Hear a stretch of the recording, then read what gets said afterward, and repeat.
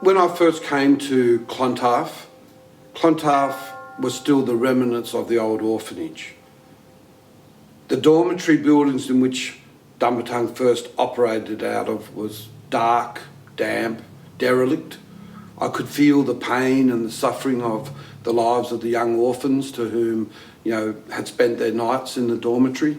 I was also aware that, there was this huge Norfolk pine just outside the front part of Dumbarton in which the orphans, as we got to know them, told me was called the Tree of Death or the Tree of Shadows because many orphans took their lives from its branches.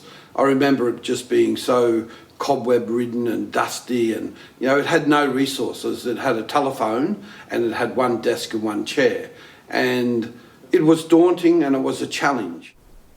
I had always a passion for our culture and a passion for our art. And I knew that culture was extremely important in the lives of our people.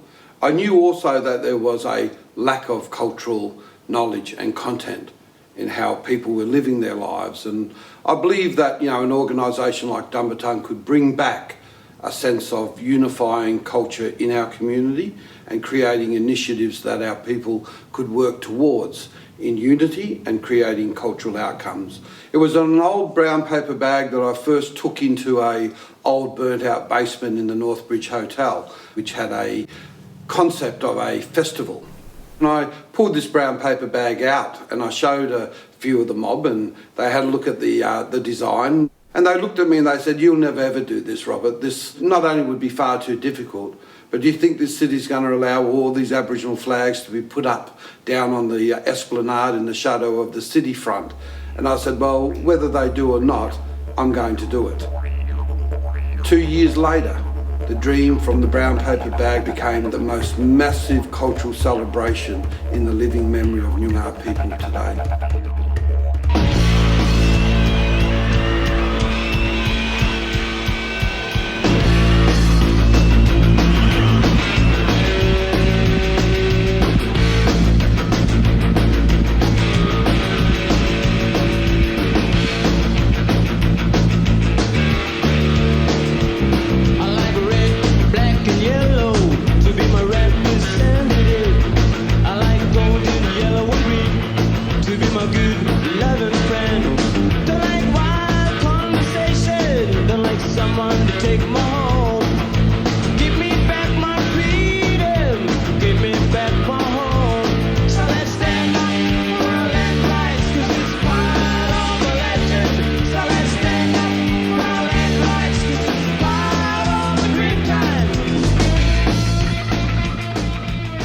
Kaurna was a corroboree.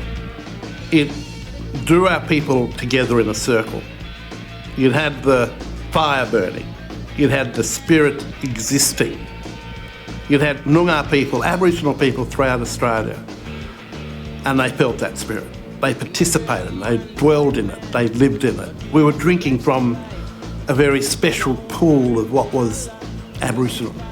It revived us.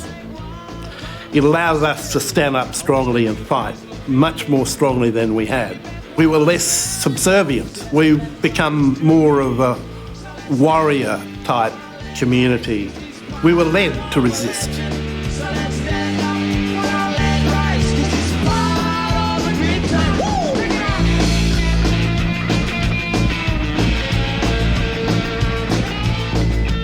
The honesty that exists in the Aboriginal community is more about the connections to one another. It's not about competition. It's not about money. It's not about any of those things. Really, it's about how do we communicate and connect up as human beings. I don't think anyone's got a better plan for that than Indigenous people. Kaurna itself as a cultural gathering is what is probably still in living memory for Noongar people, the most important cultural gathering ever held in Noongar country. We had central tributes, themes to the gatherings. In 1991, our central theme was to all Aboriginal people who had died in custodial institutions. It was a burning flame in a rock formation placed centrally within the festival concept, and that was a very important theme because in 1991, that was the year that the federal government also announced the Royal Commission into Aboriginal Deaths in Custody. The Royal Commission into Aboriginal Deaths in Custody has produced a final report highly critical of widespread and entrenched racism and the failure of the legal system to protect Aborigines. So the central themes and the politics of the gatherings were as important as was the cultural significance and the entertainment that the festivals provided for people as well. Then they took the children away, took the children away. Hey, the children away. Snatched from their mother's breast, said this is for the best, took them away. I think it symbolised the effort of a dominant system to conform us. And there was this jewel in the crown for us to say, no, they could not squash that spirit. Dumatang showed us that we could exist under extreme diversity. 200 years, it could be all over. And the loneliness and refugees. Stop hating each other, we are one, oh can't you see? Oh can't you see? There's nothing else I'd like to see. Aborigine to be free. We got to stick together. Aborigine to be free. Like brothers and sisters. Aborigine. I think Dumatang connected to 40,000 years of knowing how to live. And it had all to do with relationships. It had all to do with connections, how we dealt with the land, how we dealt with one another. The city skyline evaporated. We were back in country.